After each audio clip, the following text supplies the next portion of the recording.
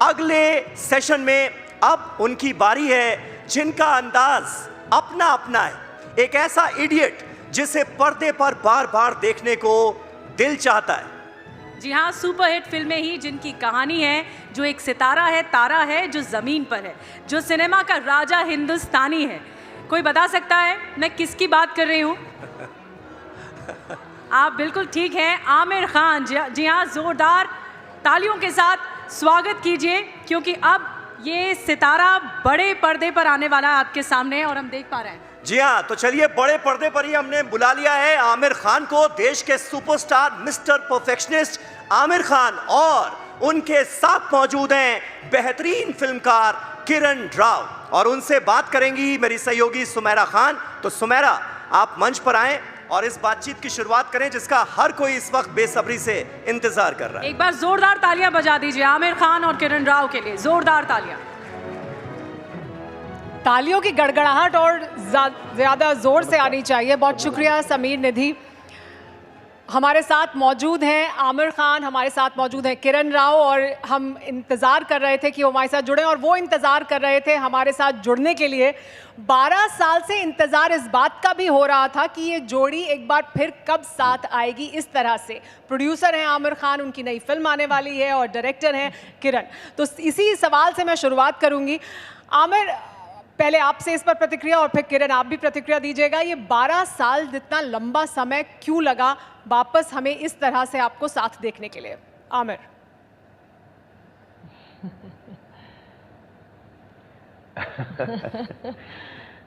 दरअसल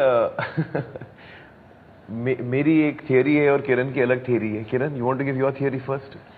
नहीं, एक्चुअली आप जो कहते हैं सही है। मैं जब मैंने धोबी घाट बनाई 2011 में, उसी साल आज़ाद भी पैदा हुए, और उस माँ बनने की बहुत ख्वाहिश थी मेरी, और जब पूरा हुआ तो मुझे आज़ाद के साथ थोड़े वर्ष बिताने थे। तो माँ बनने का जो मज़ा था मैंने खूब लूटा। पर उस दौरान मैंने काफ़ी लिखा भी। मैं खुश नहीं थी जिससे, जो स्क्रिप्ट्स में लिख रही थी मैं पूरी तरह खुश नहीं थी, तो बना नहीं पाई जब तक ये स्क्रिप्ट आमिर को मिली 2018 में। दरअसल एक्चुअली हाँ, रफली ये कहानी, उसमें से हमने थोड़ा इमोशन निकाल दिया।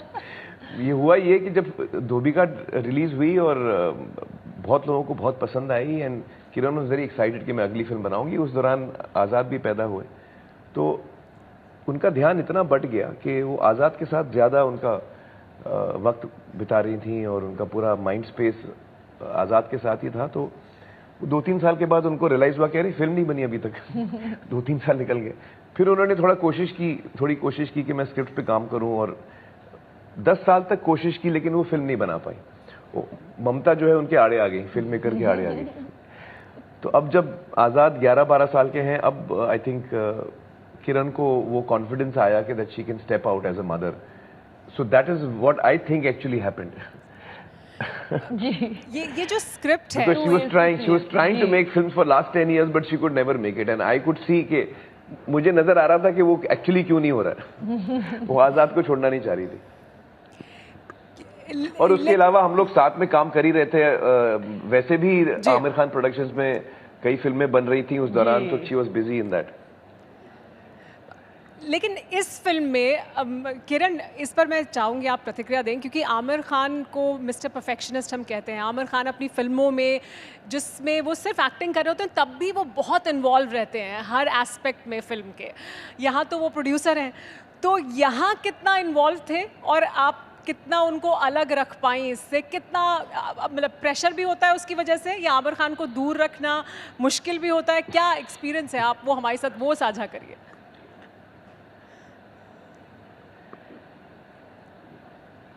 दरअसल ये कहानी आमिर को मिली थी और आमिर को बहुत अच्छी लगी थी। बहुत खूबसूरत कहानी है, और जब उन्होंने मुझे सुनाई तो मुझे बहुत पसंद आई। पर मुझे थोड़ा सा डेवलप करना था, तो मैंने किसी और राइटर के साथ काम किया। पर एक्चुअली जब आमिर चुनते हैं आपको एज अ डायरेक्टर, वो आपको पूरी तरह से आज़ाद कर देते हैं, छूट दे देते हैं कि आप अच्छी तरह से बनाइए और मुझे दिखाइए। तो इतना वो इन्वॉल्व थ्रू शूटिंग नहीं रहते हैं। तो 3 एक्चुअली पॉइंट्स पे आ जाते हैं। जब आप स्क्रिप्ट फिक्स करते हैं, जब आपको कास्टिंग करनी पड़ती है, क्योंकि ये एक बहुत बड़ी डिसीजन होती है फिल्म के लिए, और उसके बाद आप वो एडिटिंग में आते हैं और हमारी मदद करते हैं कि सबसे अच्छी फिल्म फाइनलाइज करें उसको। हाँ, I mean as a producer मुझे लगता है कि जो भी डायरेक्टर हो, चाहे वो किरण हो कोई और हो, वो अपना काम अच्छी तरह जानते हैं, तभी हम उनके साथ काम कर रहे हैं। वो फिल्म पे चाहने पर भी आते नहीं है सेट पे। हाँ नहीं, क्योंकि मैं शूटिंग पे आके क्या करूंगा, ये लोग काम जानते हैं, मैं क्यों आके टाइम वेस्ट करूं। आई थिंक किरण ने, जैसे किरण ने कहा, ये कहानी मुझे मिली थी और मुझे लगा कि किरण जो है एज ए डायरेक्टर, उनकी स्ट्रेंथ ये है कि वो she is a very honest director, और ये कहानी जो है वो एक्चुअली बहुत ही ड्रामेटिक कहानी है। इसका जो प्लॉट है, बंदे की शादी होती है, घर पहुंचता है वो, तो उसकी दुल्हन बदल गई है, तो it's a very dramatic situation, and I felt that उसके लिए किरण जो, she is a very honest director and she has a great sense of humour. मतलब मेरे सारे जोक्स पे तो हंसती हूँ। तो इस फिल्म में ह्यूमर का बहुत पर काफ़ी एम्फेसिस है। It's a very funny script and very funny film, situation ही ऐसी है। So I think Kiran has done a great job. तो I think that the trust and faith I had in her, she is fully justified it. Aamir, मैंने और मुझे बड़ी मैं बेसब्री से इंतजार कर रहा हूँ कि फिल्म रिलीज हो और सब लोग देखें।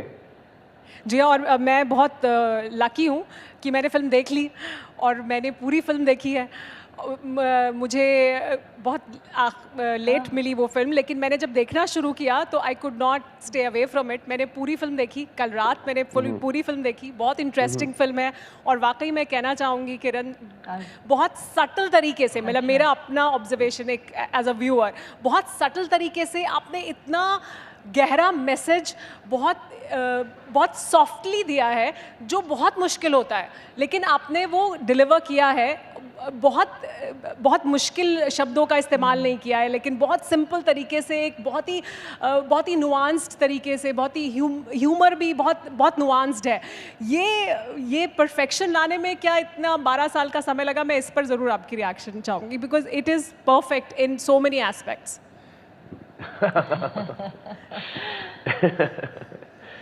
Thank you so much, thank you Sumaira.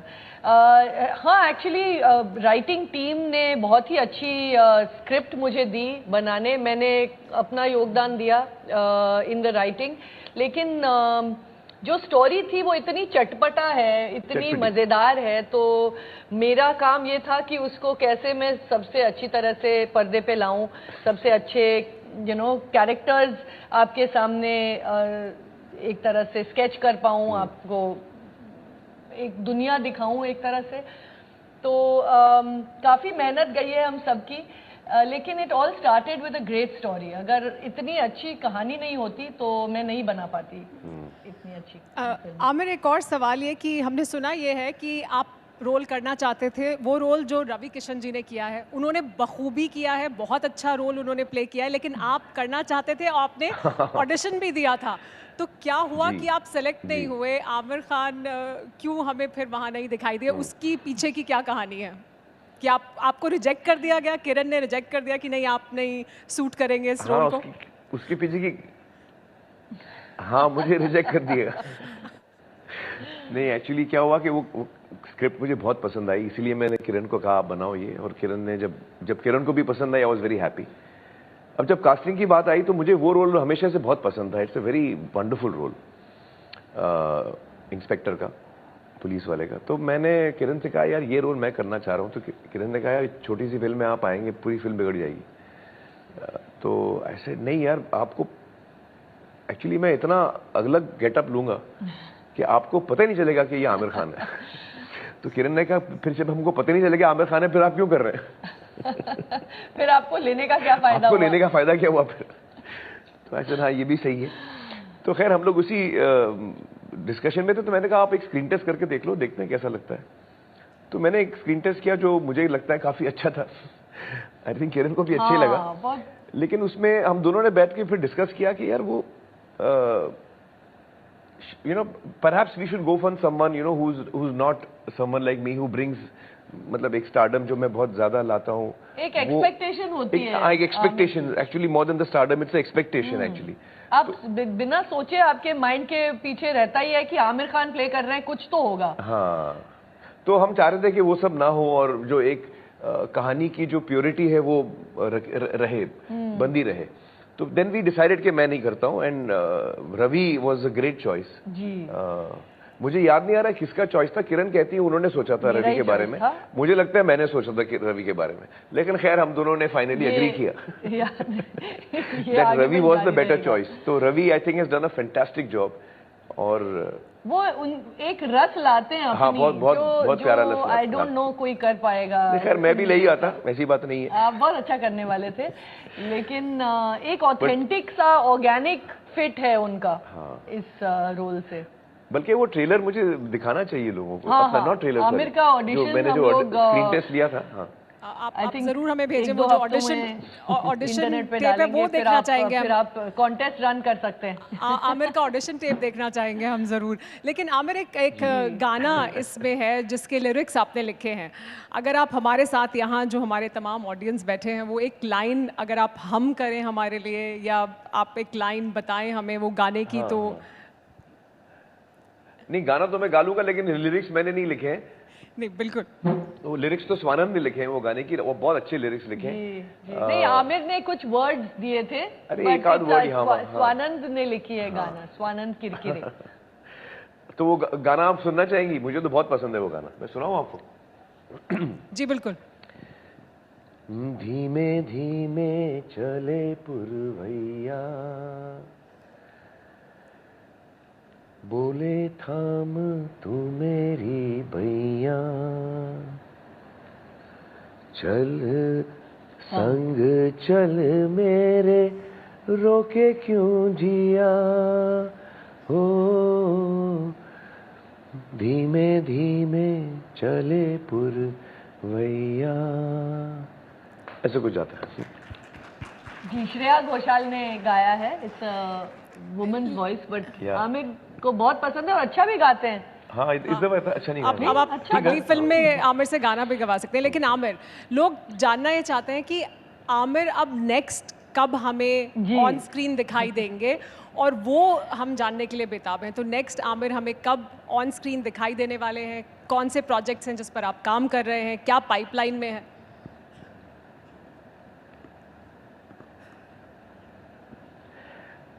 देखिए, अगली जो मेरी फिल्म आएगी एज अ लीड एक्टर, उसको तो जिसकी शूटिंग अभी शुरू हुई है, उसका नाम है सितारे ज़मीं पर, और हम कोशिश कर रहे हैं कि इस साल के आखिर में क्रिसमस तक हम उसको रिलीज़ करें। बहुत ही एंटरटेनिंग फिल्म है, मुझे बहुत अच्छी लगती है कहानी, तो उसकी शूटिंग इस वक्त चल रही है। उसके अलावा आप मुझे उससे पहले देख पाएंगे, not as a lead actor in a film, but 2-3 अलग अलग चीज़ें मैं कर रहा हूँ। देखते हैं आपको कैसे लगता है। तो इसमें भी आप लीड रोल में नहीं दिखाई देंगे, तो लीड रोल में हमें नेक्स्ट कब दिखाई देंगे? Because people want to know, Aamir the superstar, आपने बहुत लंबा लगता है कि वो आप अपना समय लेते हैं, I know it's very organic for you, but still next कब फुल फ्लेजेड हम सुपरस्टार आमिर खान को स्क्रीन पर देखेंगे?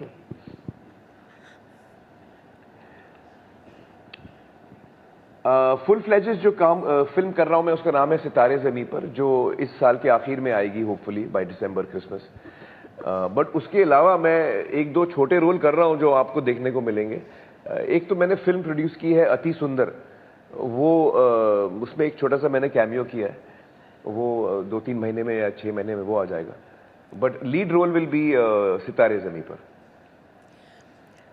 आमिर, हम क्योंकि यहाँ आज जब मौजूद हैं तो हम, but your next film is, लेकिन एक्चुअली मैं आपको बताऊं, मेरे लिए जो मेरी जब फिल्म होती है, मैं किसी भी फिल्म के साथ जब मैं जुड़ता हूं, तो उसमें मैं, चाहे मैं एक्टिंग कर रहा हूं या प्रोड्यूस कर रहा हूं या किसी तरीके से भी मैं अगर फिल्म में जुड़ा हूं, तो वो फिर वो मेरी फिल्म हो जाती है। तो मेरी अगली फिल्म एक्चुअली लापता लेडीज है।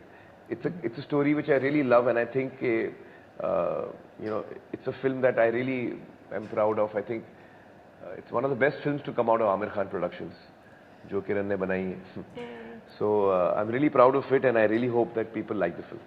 नहीं, आई एम श्योर लोगों को बहुत पसंद आएगी, क्योंकि अब मैं फिल्म देखने के बाद ये बात बहुत सुख से कह सकती हूँ कि लोगों को वो पसंद आने वाली है। बहुत ऑर्गेनिक है, जिस तरह की फिल्म है, जिस तरह की पृष्ठभूमि पे बनी है, ग्रामीण पृष्ठभूमि पे बनी है, वो बनाना भी बहुत मुश्किल होता है और बहुत सटल तरीके से मैसेज कन्वे किया है। लेकिन आमिर, एक और बड़ा सवाल ये है कि हम यहाँ जब आज बात कर रहे हैं तो ये है सत्ता सम्मेलन, हम पॉलिटिक्स की भी बात कर रहे हैं, तो आप जब हमारे बीच में मौजूद हैं तो एक सवाल आपसे ये कि आपको लेकर कभी कभी बहुत से आरोप आप पर लग जाते हैं, कभी आपको किसी कंट्रोवर्सी में घसीट लिया जाता है, कभी आपको ये विरोधी वो विरोधी बता दिया जाता है, उससे कैसे डील करते हैं? How do you deal with that? कितना मुश्किल होता है उससे डील करना?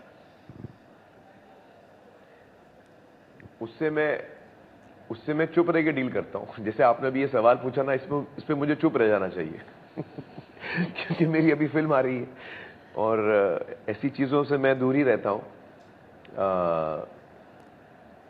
आजकल बड़ा मुश्किल हो गया है कि आप जिंदगी जिए कंट्रोवर्सी के बगैर, और उसी कोशिश में मैं लगा हूँ।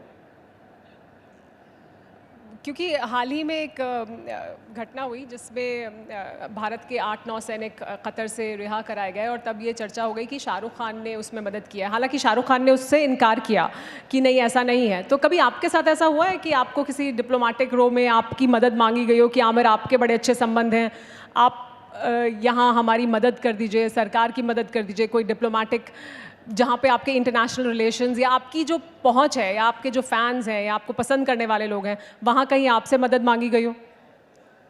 ऐसा हुआ कभी? जी,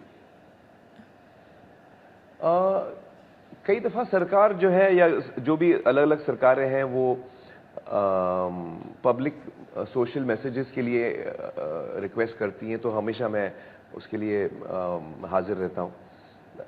So yes, I try and help in any way that I can. किरण, इस फिल्म के बारे में अगर वापस बात करें, जो आपकी फिल्म आ रही है, आप जहाँ तक मैं समझती हूँ, आप मुझे करेक्ट कर सकती हैं अगर मैं ठीक ना हूँ, आपकी ग्रामीण पृष्ठभूमि नहीं रही है उस तरह की कि आपका इंटरेक्शन बहुत अपने जीवन के दौरान रहा हो शायद ग्रामीण पृष्ठभूमि से। उसके बावजूद उस फिल्म को डायरेक्ट करना क्या चैलेंजेस थे, और क्या उसमें आपको फिर किस तरह की मदद की दरकार थी, या वो चैलेंजेस कैसे फेस किए?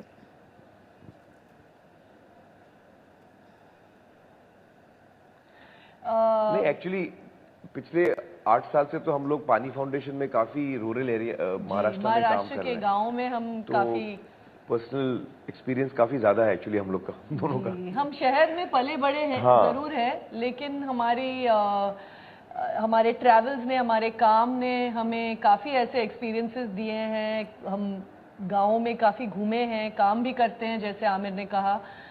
पानी फाउंडेशन अभी 2016 से हम महाराष्ट्र में गाँव में काम करते हैं, तो उस तरह का तजुर्बा है। और पले बड़े हम सब इस देश की मिट्टी में हैं, एक तरह से सब जानते हैं रहे बिना। एक इंस्टिंक्टिव अंडरस्टैंडिंग है, हम सब कहीं ना कहीं गांव से ही तो आए हैं।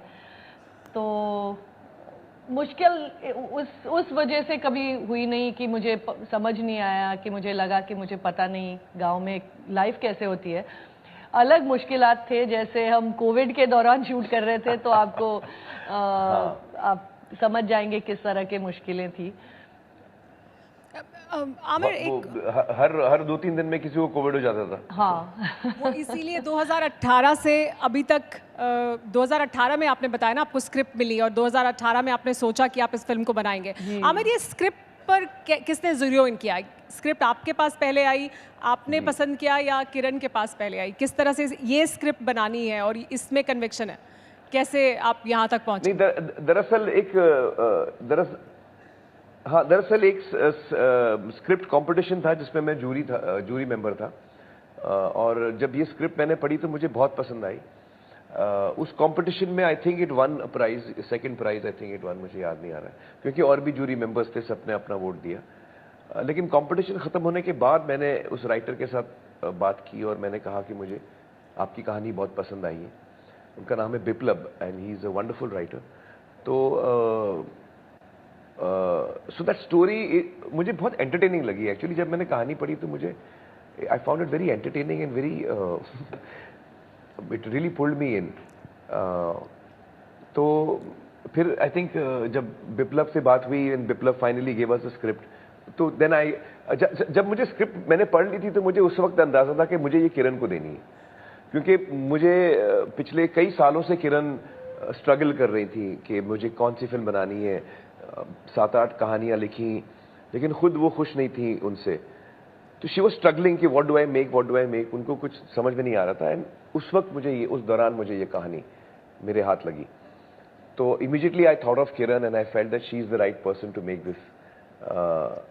तो ऐसे इसकी शुरुआत ऐसे हुई थी। आमिर, मेरा आखिरी सवाल, अब हम आमिर खान को प्रोड्यूसर के तौर पर ही ज़्यादा देखेंगे या एक्टर के तौर पर भी उतना ही देखेंगे, या आप ट्रांजिशन कर रहे हैं क्या इस तरफ कि कम फिल्में दिखाई देंगी और प्रोड्यूसर के तौर पर, क्योंकि आप प्रोड्यूसर के तौर पर तो फिल्म पर फिल्म प्रोड्यूस कर रहे हैं, एक्टिंग के तौर पर आप कम दिखाई दे रहे हैं, ऐसा होना नहीं चाहिए वैसे? जी नहीं, एक्चुअली एक्टिंग नहीं, मैं आपसे आई अश्योर यू कि मैं एक्टिंग काफ़ी करने वाला हूँ अभी। मैंने ये सोचा है कि अगले 8-10 साल जो है मैं ज़्यादा से ज़्यादा काम करने की कोशिश करूँगा, not just as a producer लेकिन एज एन एक्टर ऑल्सो। तो मेरी ये कोशिश रहेगी कि साल में एक फिल्म मेरी आए एज एन एक्टर, और साल में मैं जितना हो सके जो अच्छी अच्छी कहानियाँ मुझे मिले मैं प्रोड्यूस करना चाहूँगा, क्योंकि मैं चाहता हूँ कि